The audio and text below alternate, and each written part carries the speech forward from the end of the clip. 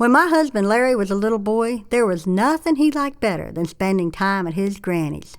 Now, his granny lived way up a little dirt road up at the head of the holler, right up beside an old graveyard.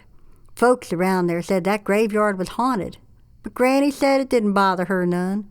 She said dead folks is quiet folks and better company than some people she could name. Every day Larry's school bus would stop down there at the end of Granny's road. He'd get off of that bus and he'd run up that dirt road to his Granny's house. He couldn't wait to see her, because you see his Granny was pretty good at 3 things that were important to little boys. One thing Granny was mighty good at was cooking, and every day after school she had something good fixed for him to eat. Some days it might be biscuits and gravy, other days beans and cornbread, other days fried potatoes with ramps in 'em, or gingerbread and warm molasses cookies. He'd come in and sit down and just eat all he wanted. His Granny never told him that he had had enough. And when he'd finished eating, then Granny would do the second thing she was good at, and that was listening. He'd reach into the pocket of his overalls and take out his can of marbles, dump those marbles out on the table to show to his Granny.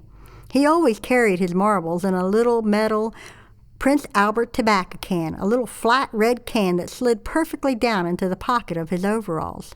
He'd take all those marbles out and spread 'em on the table, and he'd tell Granny the story about how he'd won each and every one in the play yard at recess. That's what kids did for recess back in those days. They played marbles. And if you were good, you'd win the other kids' marbles. Larry was mighty good at playing marbles, so he always had new marbles to show his Granny. She'd pick 'em up one by one and hold 'em up to the light, looking through 'em. She said it reminded her of looking through the stained glass windows in church on Sunday.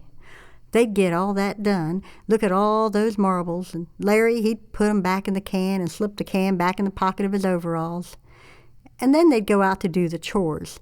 They had to slop the hogs and milk the cow and scatter grain for the chickens. Now, they didn't have to gather eggs, because Granny had fixed a little place up under her cabin with hay. The chickens, they'd go up under there and lay their eggs. And then whenever Granny wanted an egg, well, she had this loose board in her kitchen floor.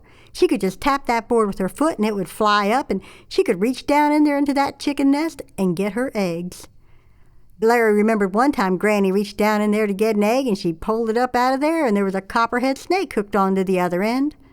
Granny said she just let the snake have that egg. If he wanted it that bad, he could just have it. Well, they'd get all those chores done. Then they'd get a bucket of water up out of the well. They'd take that bucket of water up onto the porch, sit down, dip up a cup of water each. Now, Granny, she was just a little old person. She was only about 4'10" tall. Every morning when Granny would get up, she'd take that long silver hair of hers, that long silver hair that hung clear down to her knees. She'd roll that hair up into a bun and pin it on top of her head. Then she'd put on her little old poke bonnet and she'd tie that under her chin, put on her apron and pick up her bag of Five Brothers tobacco and her corncob pipe, put those in her pockets. And that's how she spent her day. But at the end of the day, when Larry was there, when they went out onto the porch to sit down and rock, Granny would take that bonnet off, and she'd hang it on a nail there on the porch. She'd take off her apron and hang it up. She'd pull the pins out of that long silver hair and let it all just tumble down. Then she'd pick up her hairbrush, sit down in that rocking chair and start brushing her hair, 100 strokes. And when her hair was brushed, she'd lay that brush down. And that's when she did the third thing she was so good at. She'd tell stories. She told all kinds of stories. But the stories that Larry liked best were the ghost stories. And Granny, she knew a lot of ghost stories. Well, she'd tell him about the place up along the creek where she said the Indian women used to do their laundry. She said you could see there in the rocks there were places cupped out where they would kneel down beside the creek to scrub their clothes. And another place close by, scooped out, Granny said that's where they laid their little babies. She said if you went up there at night, sometimes you'd hear those little babies crying, or hear them Indian women singing. Other times she'd tell him about the boarding house down there in Alcott. Folks said that boarding house was haunted. There was an old lady ran that boarding house. Miners stayed there, men who weren't married. They stayed in that boarding house through the week, and the old woman that run it, well, she'd cook their food and clean their rooms for them, do their laundry. They paid her good, so she made a lot of money. Now, she had a son who had moved off up to Ohio somewhere to work in a factory. The factory shut down, he lost his job, and he moved home to live with his mother. He saw how much money she made in that boarding house. He wanted that money. So one time the boarding house was closed down. The miners were out on strike or something, and he locked his mother up in the attic. He told folks that she had gone off to Florida. She had been saying that she was going to retire and shut that boarding house down, and she was going to move down to Florida, sit on the sand and drink pina coladas and watch the sun set over the water. And he told him that's exactly what she had done, just moved off just like that. But after a while, folks who come back to stay in that boarding house talked about how they could hear someone walking back and forth upstairs, heard cupboard doors opening and shutting.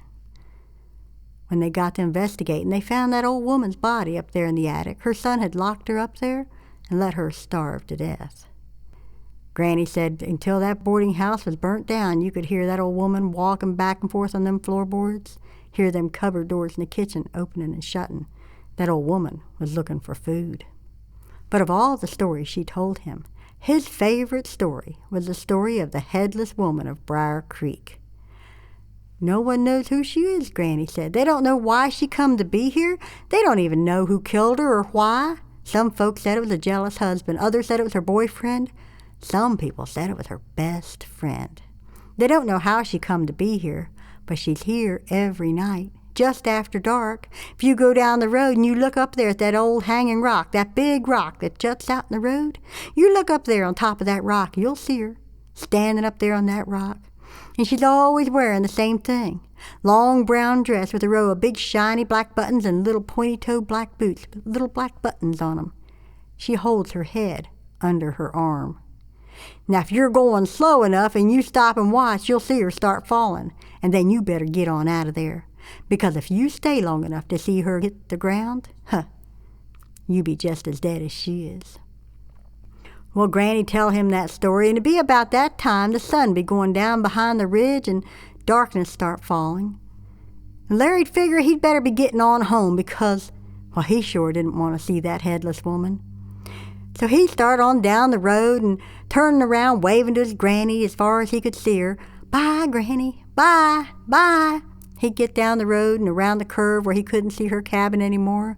He'd take off running so fast that by the time he got to that hanging rock, he wouldn't be nothing but a blur of blue jeans and bare feet getting by there. And he sure didn't want to see that old headless woman. And that's what he did until the year he turned 12 years old.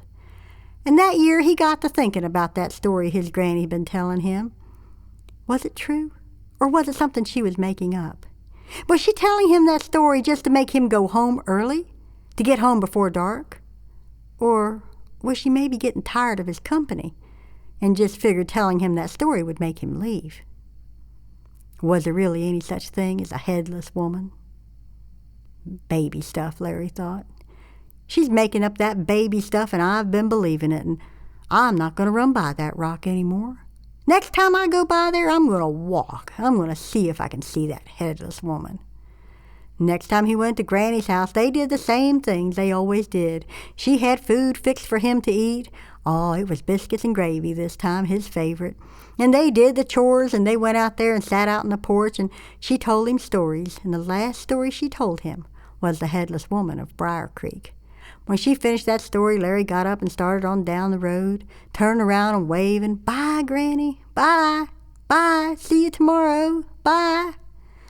When he got to the curve in the road where he couldn't see her cabin anymore, he didn't take off running this time. He pulled his slingshot out of his back pocket, picked up pebbles, and shot 'em at trees. He picked up rocks and skipped 'em on the creek. By the time he got to the hanging rock, it was completely dark. And he looked up on that rock, and there she was, exactly as his granny had said she would be. She was standing up on that rock wearing that long brown dress with that row of big shiny black buttons down the front and little pointy-toed boots, and she was holding her head under her arm. And as he stared at her, she started to fall. Well, he took off running so fast he looked like he'd been shot out of his own slingshot. But the headless woman was chasing him. He could hear her right behind him. He could hear her old dry bones just a-clacking together, clackety-clack, clackety-clack. And the faster he ran, the faster she came behind him, clackety-clackety, clackety-clackety. He ran as fast as he could all the way up to his house and pounded on the door. "Mama, Mama, Mama, let me in, let me in, let me in." His mother jerked the door open and he fell flat on the floor. She stared down at him and said, "Larry Holstein, what in the God's name got into you, child? You look like you've seen a ghost." Larry jumped up and slammed that door and stood spread-eagled up against it. "Shh, Mama, don't say anything. She's out there on the porch. Don't let her in." "Don't let who in, son?" "The headless woman, Mama. She's out on the porch." "The headless woman? She's out on our front porch? You invited her over?" "No, Mama, no. She chased me down the road, Mama, and she's out there on the porch." "Ooh, she chased you down the road. The headless woman chased you down the road? And she's out there on our porch?" "Yes, Mama, yes, she is out on our porch. Now, shh, don't open the door." "How do you know she chased you? Did you see her?" "Oh, Mama, I could hear her. I could hear her old dry bones. They were just a-clickety-clacking together, and the faster I ran, the faster she came behind me, and she's out there on the porch." "Well, that's an amazement to me, son. I don't understand. I don't see how you could have heard her dry bones clacking together over the rattling of those marbles in that can in your pocket." Well, to this day, Larry will tell you that he saw that headless woman standing on that rock down on Briar Creek. And whether he truly saw her, I don't know. We went down there to see the rock one day, and they straightened out the road, and the rock wasn't there anymore. And Granny's cabin, it's rotted back down into the earth, too, and there's no sign of it left. But that headless woman, I expect she's still wandering the hills down there around Briar Creek, and she's still scaring those little boys who have a whole lot more imagination than they have courage.